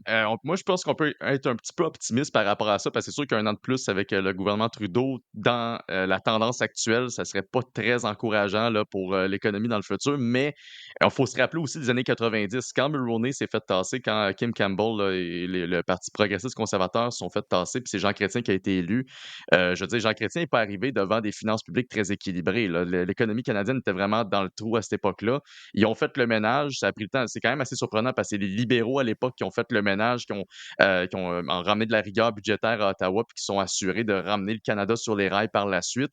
Fait que ça s'est fait. Je dirais pas que l'économie canadienne est au même niveau que ce qu'elle était dans les années 90, mais un changement drastique de tendance, ça peut s'opérer, surtout dans le pays dans lequel on vit présentement. Fait qu'on peut garder espoir, mais c'est vrai que plus le temps avance, plus on peut se dire que oui, les dettes, les déficits, les dépenses augmentent. Je comprends ton point. C'est parce que ça, c'était une crise de finances publiques puis de gestion publique. Mais là, on parle de crise d'habitation. On le sait comment c'est long avoir des permis, on le sait comment c'est long bâtir. C'est quoi? C'est 4 mois au moins pour une maison, une fois que les gens commencent. Les plus vite vont le faire peut-être en 3 mois et demi, vrai.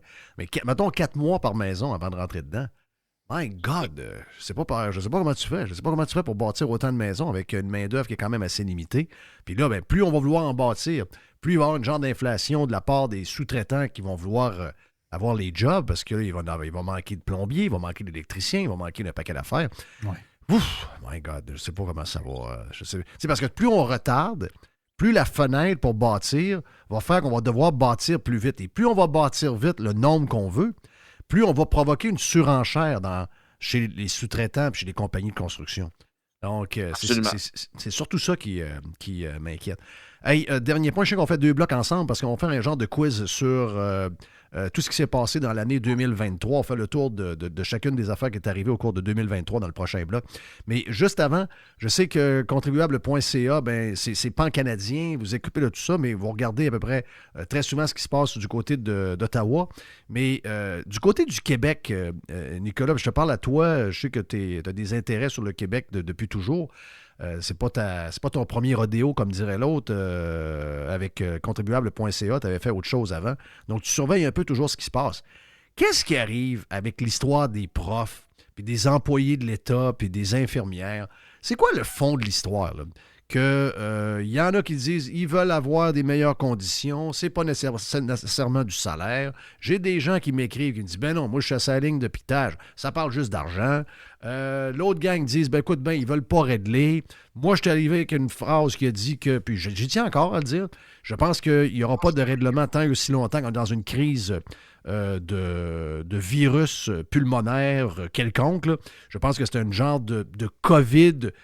On utilise la grève comme une genre de patente sanitaire pour empêcher les virus de se propager via les écoles, parce que ce serait l'enfer si on était avec les enfants dans les écoles en ce moment, parce que déjà 3,5 millions de Québécois, depuis un mois et demi, ont pogné soit la grippe, soit la COVID ou un autre.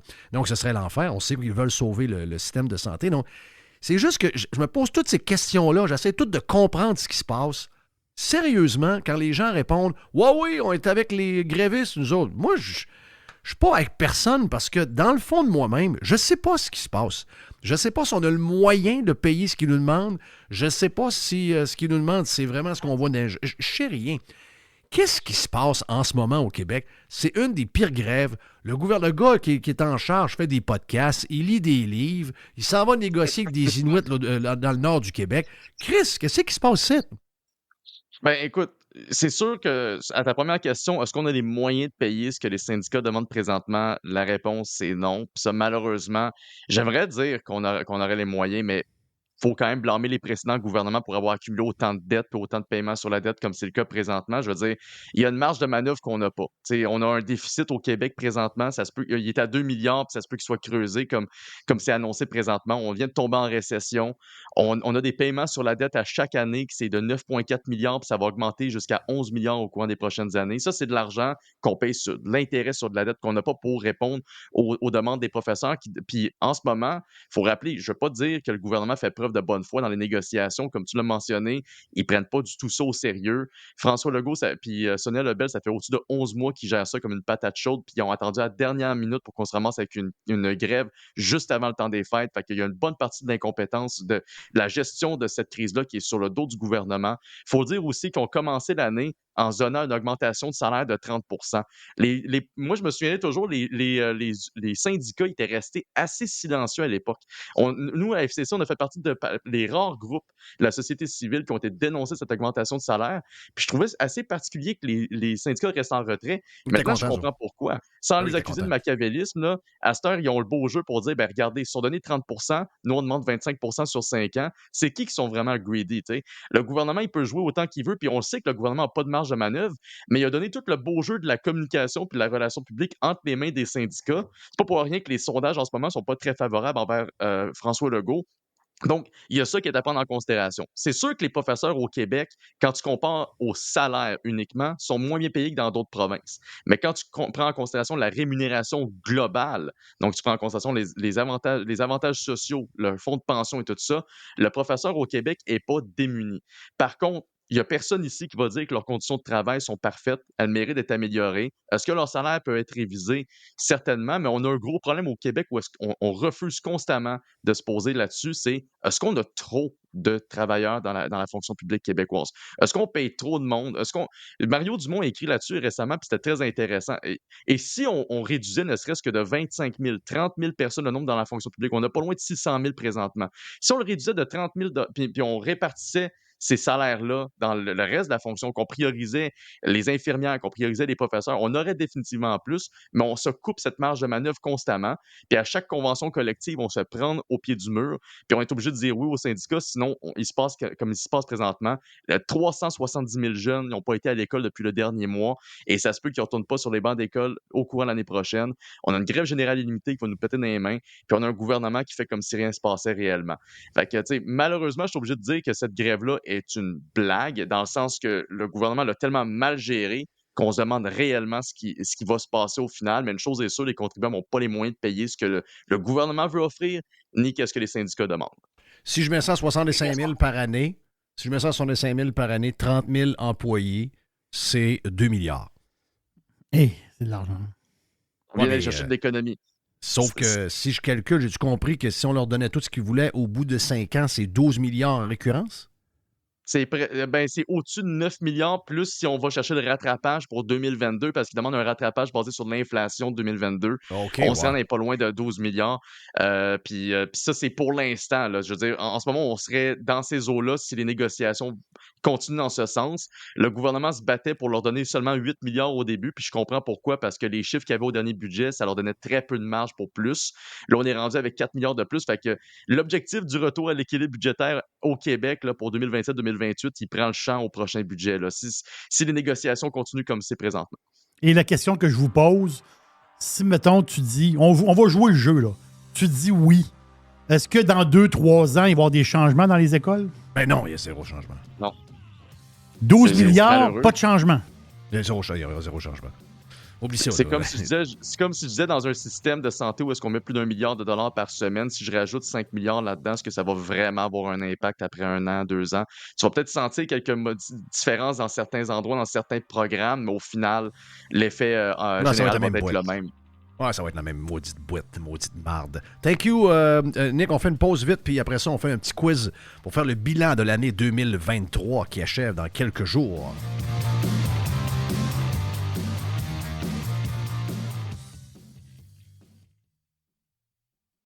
Faites partie de l'invasion.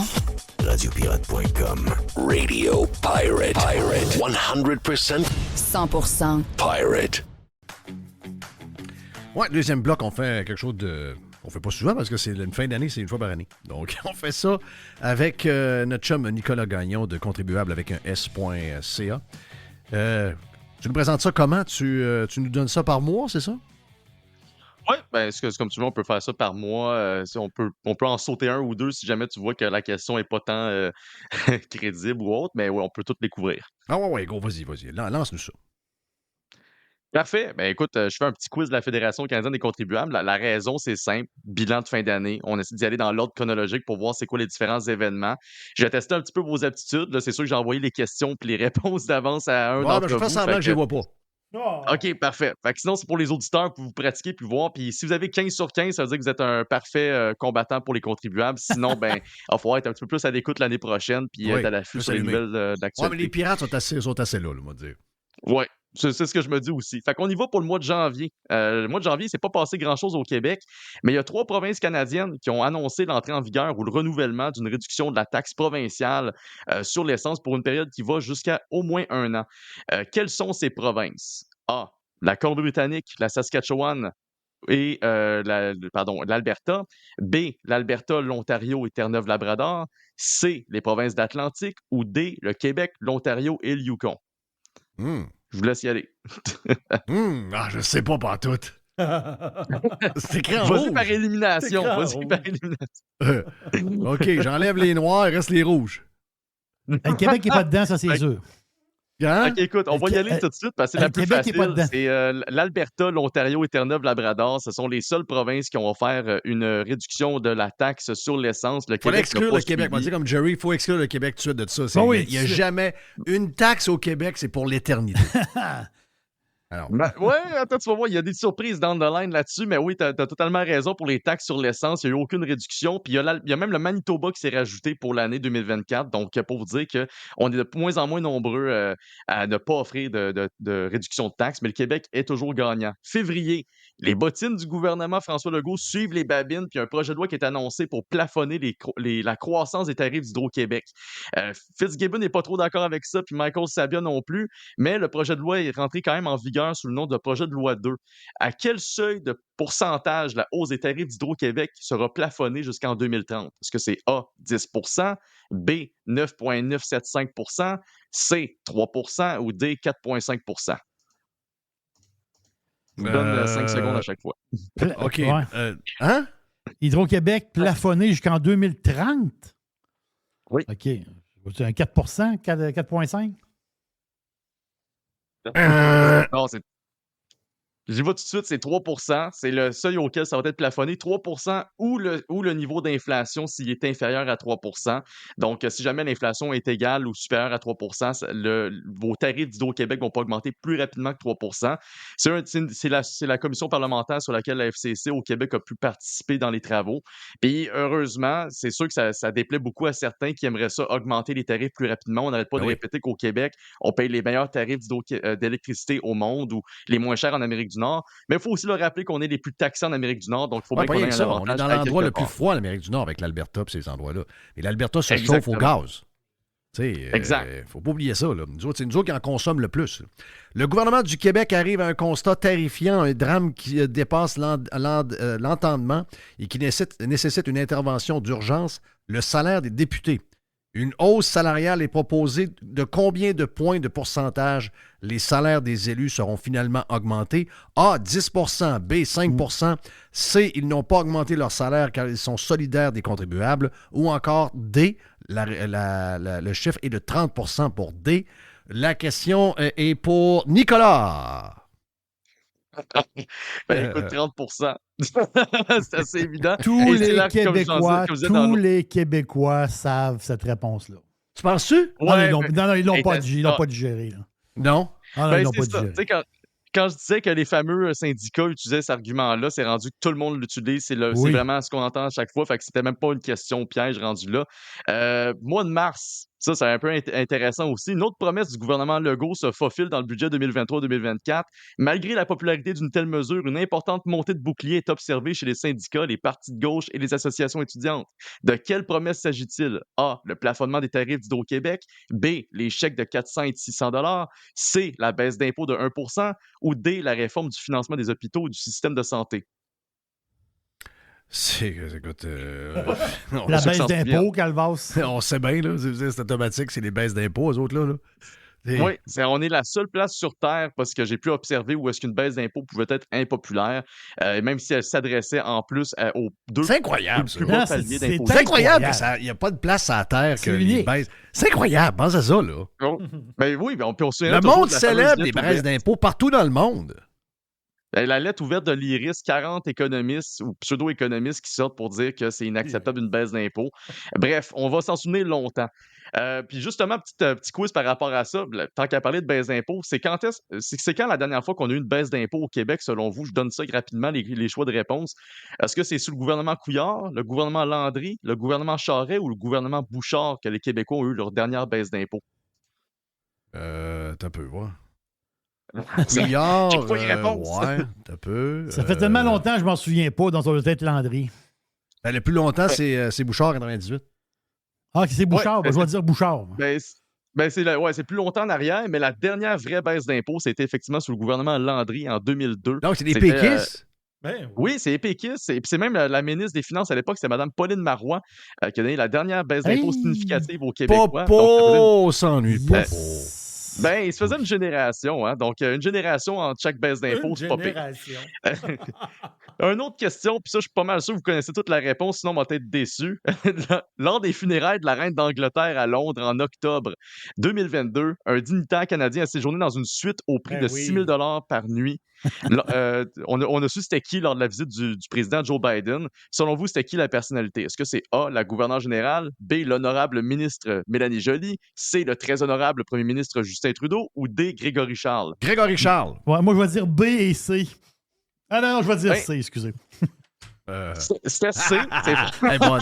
C'était C, le très honorable premier ministre Justin Trudeau. Okay. Mais Grégory Charles était bel et bien présent. On va se souvenir de la fameuse vidéo qui était tournée dans l'entrée de l'hôtel le soir même de l'arrivée de Justin Trudeau, où est-ce qu'il chantait une tune de Queen avec donc Trudeau et Grégory Charles au piano. Ça a fait le tour des réseaux sociaux pour vous rappeler que lui était sur le party au lieu d'être sobre, comme c'est le cas pour les funérailles généralement. En avril... Le 1er avril, Journée nationale du poisson d'avril, tu as plusieurs taxes fédérales qui sont revues à la hausse. Laquelle des hausses de taxes suivantes affecte le portefeuille des Québécois? Donc, on a A, la taxe carbone fédérale, B, la taxe d'accise sur l'alcool, C, la TPS, ou D, la taxe sur les poissons d'avril collée dans le dos de vos collègues. Donc, allez-y pour qu'est-ce que vous pensez qu'il va... On n'a pas la taxe de carbone. Si on sait qu'on n'a pas la taxe de carbone du fédéral, on a la nôtre. On est tellement meilleurs que les autres. Poisson d'avril, on s'entend que c'est pas ça. TPS, il n'y a pas eu d'augmentation. Donc, c'est l'alcool, le plaisir, la police du fun.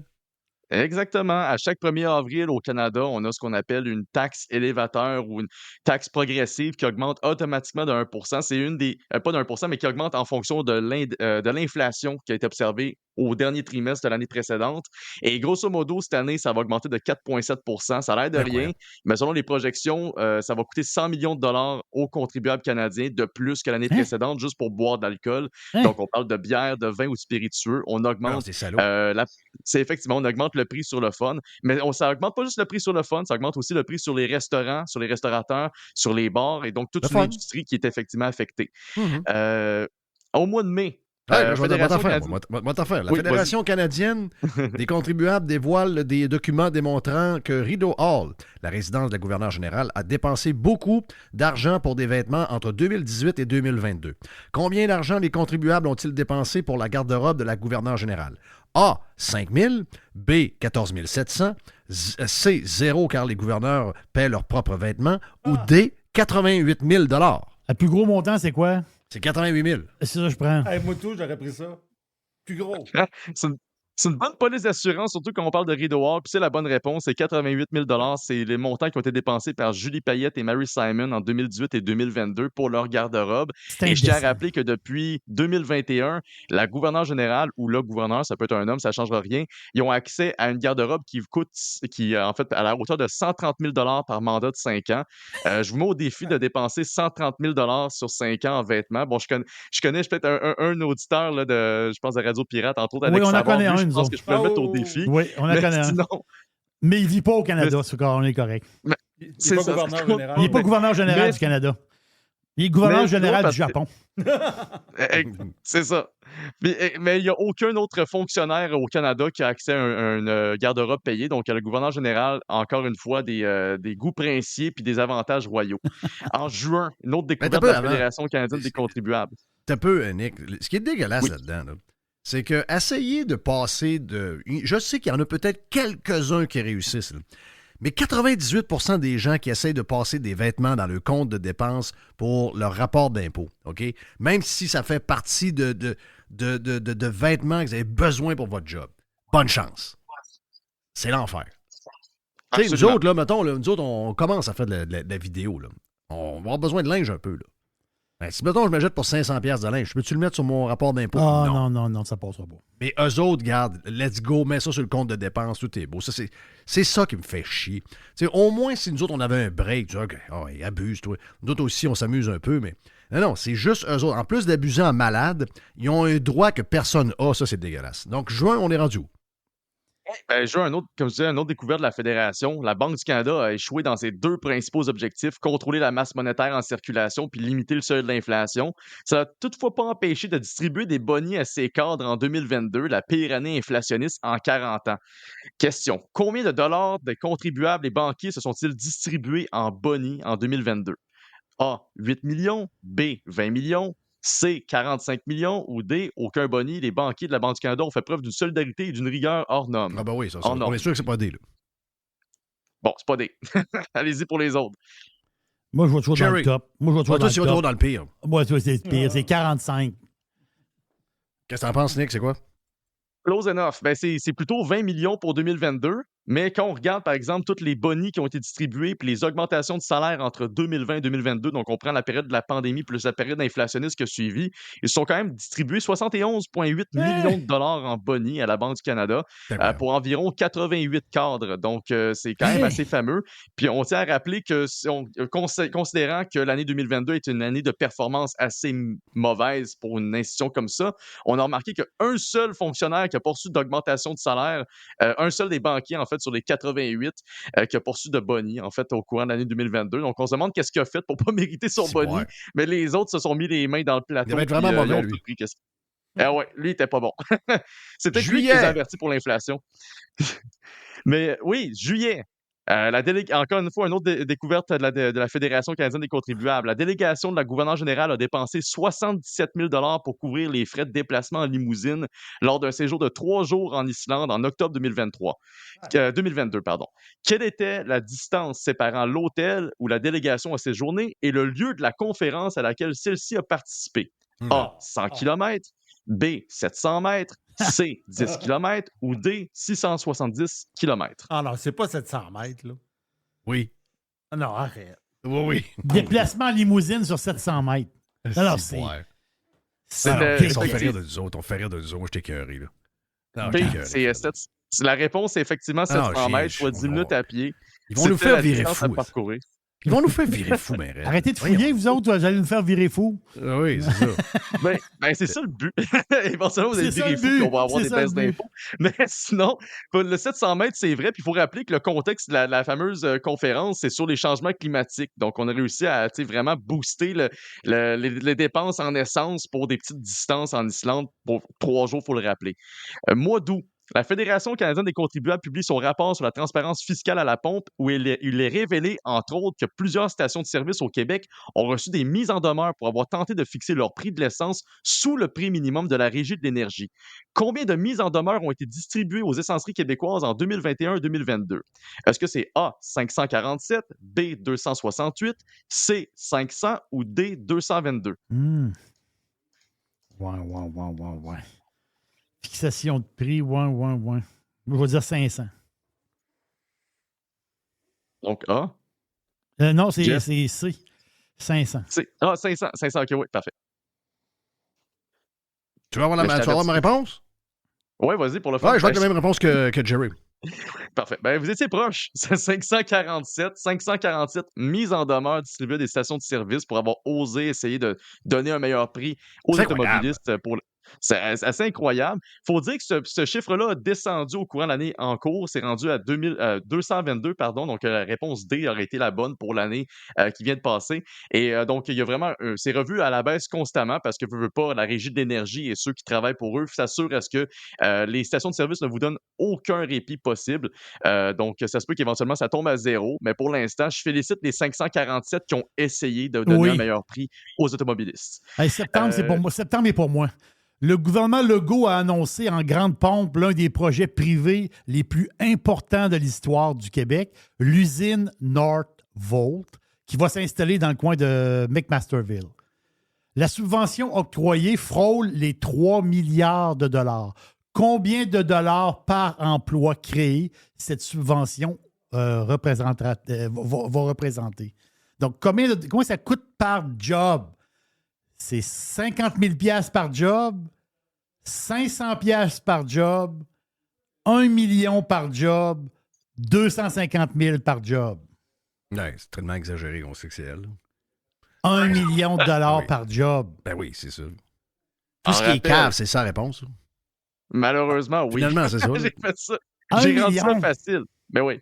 1 million, puis c'est pour 3 000 emplois qu'on ne sait pas en fait d'où est-ce qu'ils vont venir parce qu'il faut rappeler le contexte de la pénurie de main-d'œuvre.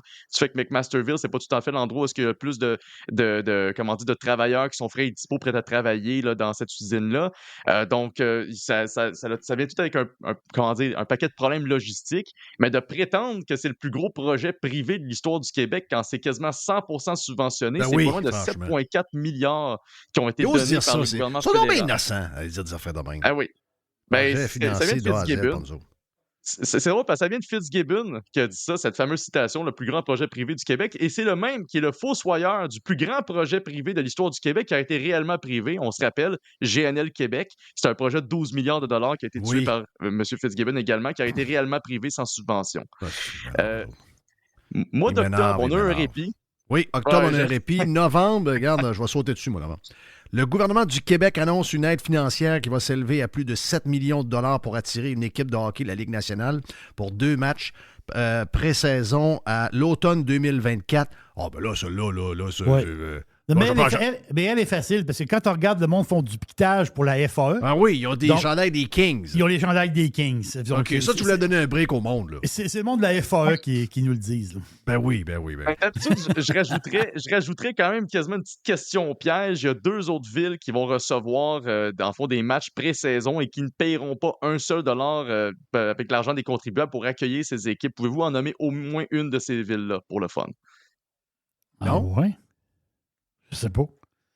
Halifax. Entre autres, Halifax va faire partie des villes qui Oui, vont recevoir des équipes de hockey en match pré-saison et la Nouvelle-Écosse n'a pas à sortir un seul dollar de l'argent des contribuables pour attirer l'équipe.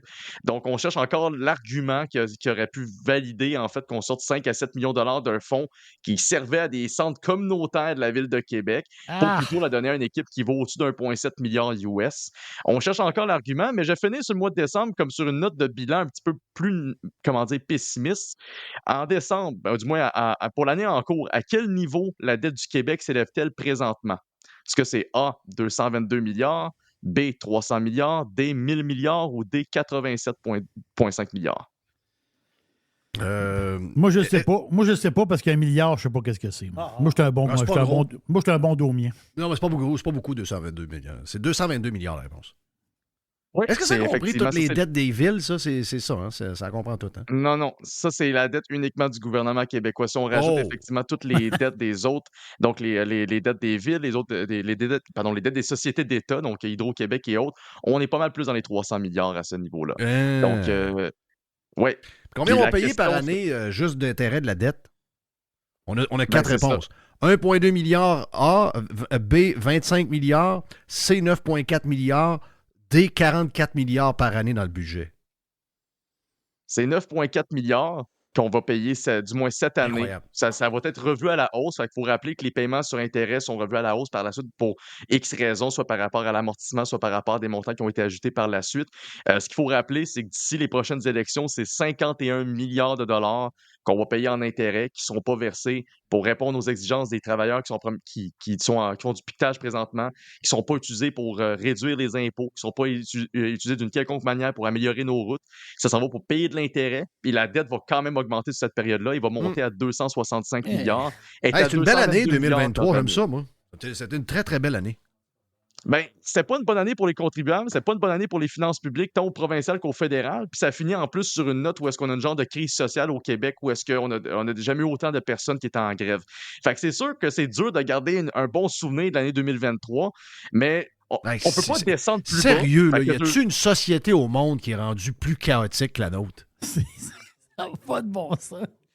Il doit en avoir, comme la Somalie, peut-être, là. La Somalie, ils ont une claque, ils ont rien. Ben oui, mais la Somalie, ils n'ont même pas de babouche. Ils n'ont rien, ils sont nu-pieds, ils n'ont rien. Mais tu sais, il faut quand même garder espoir sur certains points, parce que on parle souvent, par exemple, des maires dans certaines villes. On parle du maire de Québec, maire de Montréal. C'est ces maires-là qui démontrent vraiment une déconnexion totale avec la réalité des contribuables. Mais il existe des villes au Québec que j'ai pu remarquer au courant des derniers jours, derniers mois, plutôt des dernières semaines avec les nouveaux budgets qui ont été annoncés, où est-ce qu'on essaie d'avoir un souci, où est-ce qu'il y a un changement de tendance qui n'a pas été vu depuis un certain temps. Tu sais, on a Varennes, que j'ai appris récemment, eux autres, ils augmentent juste leur compte de taxes de 2% cette année, mais finalement, ça fait 7 ans qu'ils gèlent leurs taxes. Puis si tu regardes l'augmentation à chaque année, c'était comme 0,83% si tu annualises ça sur les 12 dernières années. Tu as Saint-Augustin-de-Desmaures qui ont décidé d'annoncer un gel pour la deuxième année consécutive. Aussi, puis je tiens à se féliciter, une ville que je donne un trophée, par exemple, parce que j'avais donné le prix à Saint-Augustin-de-Desmaures à cause d'un gel, mais la ville de Saint-Christophe d'Arthabasca a donné une réduction de 27% de la taxe foncière donc dans leur municipalité. Donc, en fait, le taux a été réduit de 27%. On passe de 0,83 cents par tranche de 100 $ d'évaluation à 0,67 cents. Donc, c'est la ville qui a remporté cette année la Palme d'Or de on offre un répit aux contribuables parce qu'on est capable de gérer leur argent comme du monde, on les prend au sérieux puis on les écoute. Et ben, j'espère que les maires des grandes villes au Québec vont s'inspirer de ces municipalités-là pour l'année 2024. C'est trop à demander, mais il faut garder espoir. Nicolas Gagnon, thank you, man. Ben apprécié, puis merci pour 2023.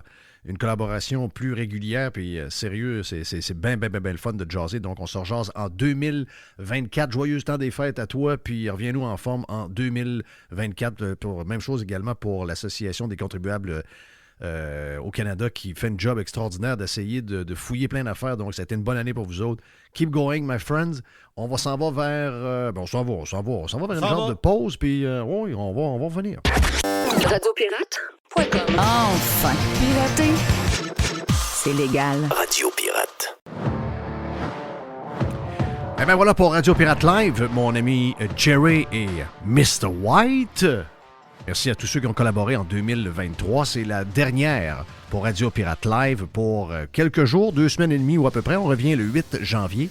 Mais écoute, vous avez des possibilités d'écouter des affaires que vous avez peut-être manquées dans nos podcasts. Il y en a beaucoup.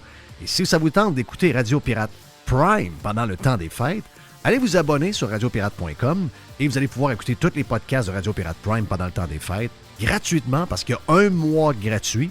Et vous allez pouvoir écouter ça avec Spotify, Apple Podcasts, etc., etc. Jerry, Yes. bon temps des fêtes. À toi aussi, Jeff. Bon temps des fêtes à ta blonde, bon temps des fêtes à tes enfants. Mr. White, love you, man. C'est toi qui tiens Radio Pirate au bout de tes bras. Tu es extraordinaire. Tu as eu une superbe année en 2023, puis on t'en souhaite une très bonne en 2024. Joyeuses fêtes à vous autres aussi, les boys. On est privilégiés, les boys. On est privilégiés, on va se le dire. Mon nom est Jeff Fillion, les pirates. Les pirates cheap, je vous aime, je vous adore. Bonne année, santé à vous autres, beaucoup de plaisir, pas d'LCN, pas trop d'histoire, pas trop de lourdeur. On fête, on s'amuse, on voit nos amis, on voit notre famille, on voit les gens qu'on aime. La police du fun, on écrit ce grand coup de pied dans le cul et c'est goodbye. On se revoit en 2024, le 8 janvier. See ya!